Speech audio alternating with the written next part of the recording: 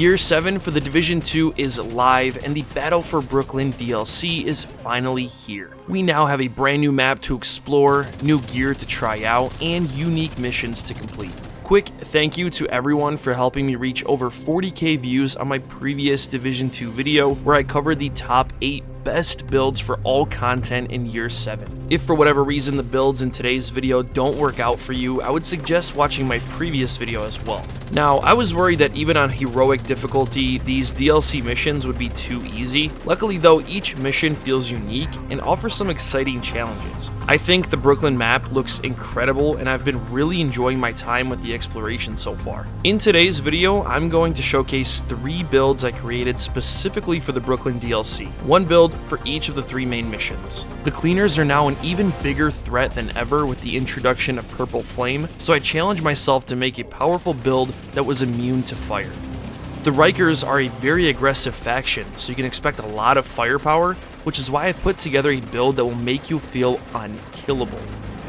And lastly, you'll also be dealing with countless waves of Black Tusk, requiring you to deal with healing stations and plenty of drones and robotics. But don't worry, I got you set up with something that deals massive damage and provides extra layers of survivability. These are the top 3 best solo builds to use for the Division 2 Battle for Brooklyn DLC. The H5 refinery mission in Brooklyn is infested with cleaners who have access to Purple Flame, a deadly status effect that can be lethal to all agents without proper protection. When I first did this mission, I was having a lot of issues with the fire because it was preventing me from ADSing, ruining my flow altogether, resulting in a death. So I went back to the lab and put together a build that could deal really high DPS while also providing full immunity to fire. All of my problems were solved thanks to the exotic Ninja Bike backpack, which made 100% burn resistance easily accessible without sacrificing too much damage. For example, the Uzina brand set offers extra armor, armor on kill, and 30% hazard protection. The named Closer chest piece, which just so happens to be a part of the same brand set, gives you access to the Perfect Spotter talent, which amplifies weapon damage to all pulsed enemies by 20%. I figured the best weapon to pair with Perfect Spotter would be the Kingbreaker, which is still one of the strongest assault rifles in the Division 2. What I love most about this build is there's no wasted brand sets or attributes, almost as if every single piece in this build was meant to be there. Yalgir is giving you hazard and weapon damage, Cheska is adding even more hazard and crit chance, and Uzina is increasing your survivability and strengthening your immunities. This is the perfect build to use against the cleaners in Brooklyn. The Technician specialization is your best option for this build. It gives you access to the linked laser pointer, which you will attach to your Kingbreaker so you can pulse enemies you aim at, and will add an extra skill tier to the build to increase your skill efficiency. The main weapon is going to be the named Kingbreaker Assault Rifle with the Perfect Flatline talent, which amplifies weapon damage by 20% against pulsed enemies. I would also recommend the Pestilence as a secondary for when you're dealing with higher HP named bosses in Brooklyn. It will help you stack damage over time, which will maximize your damage output with the Kingbreaker. The best pistol to use is the named Orbit Pistol, which comes with the Perfect Finisher talent. This talent increases your crit chance and crit damage when you swap back to your primary after a kill. The Ninja Bike backpack helped make this build possible because of the Resourceful talent, which unlocks an extra bonus for each brand set on the build, allowing you to maximize the benefits of every single piece of gear. The Yalgir mask will add 10% hazard protection and 10% weapon damage on the build. You'll use weapon damage as your core attribute and crits for the minor attributes. Now, I have 4 armor cores on this build thanks to the Ninja Bike, and to be honest, it's just personal preference. You can add or remove armor cores if you feel it's necessary, but just keep in mind, the squishier you are, the more careful you have to be. Even though you will be immune to burn, the Purple Flame will still deal damage to you. We have the Uzina chest and gloves, which is adding 5% armor, 10% armor on kill, and 30% hazard protection. The chest piece is the named Closer chest with the Perfect Spotter talent, which amplifies damage even further by 20% to pulsed enemies. This is the perfect chest piece to pair with the Kingbreaker. For attributes, you'll use armor and crits. Next, a Cheska holster, which adds 8% crit hit chance and 20% hazard protection with weapon damage and crits for the attributes. We have Uzina gloves with armor and crits, and lastly, one piece of the Cavalier gear set, which unlocks 30% more hazard protection. I have an armor core and crit chance on these knee pads. For skills, I'm using the Reviver Hive as a plan B, and the Defender Drone for more survivability. What's nice is, since this build has 2 skill tiers, you'll increase the damage reduction on the Defender Drone. For example, my Defender Drone is giving me 35% damage reduction from enemies when active. And very quickly, I'll show you that I have 51% crit hit chance, 140% crit damage, and if we head over to the defensive stats, you can see 100% hazard protection, which will make you fully immune to fire. This next build focuses on one thing and one thing only: survivability.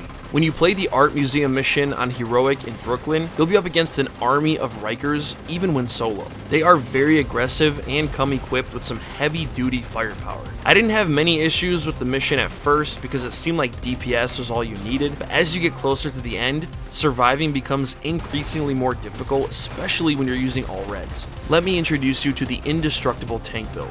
Thanks to the Foundry Bulwark gear set, you'll regenerate armor and shield health as you're taking damage, and when you pair it with the exotic Catharsis mask, you'll stack weapon damage when enemies shoot you.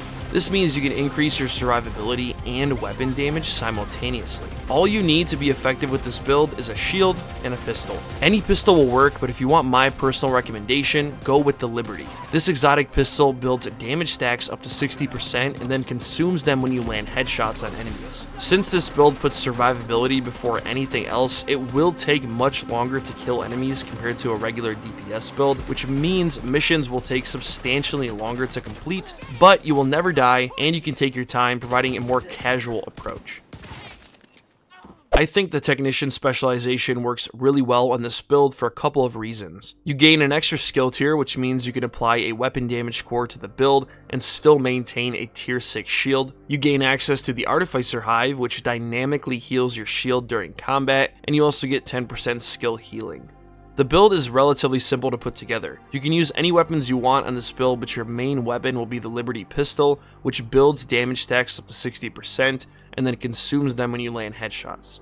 For gear, you'll use the Catharsis mask, 4 pieces of Foundry Bulwark, and Douglas and Harding gloves for more pistol damage. Every piece will have an armor core besides the gloves, and for the minor attributes, you'll be using armor regen. You'll also equip Protection from Elites mods into your mask, chest, and backpack for more protection. The Catharsis mask fits perfectly on this build because you'll be taking damage constantly, which means you'll continuously activate the Vicious Cycle talent, which increases your weapon damage as you take damage, and once you reach max stacks, drops a healing cloud on the ground to help you stay alive.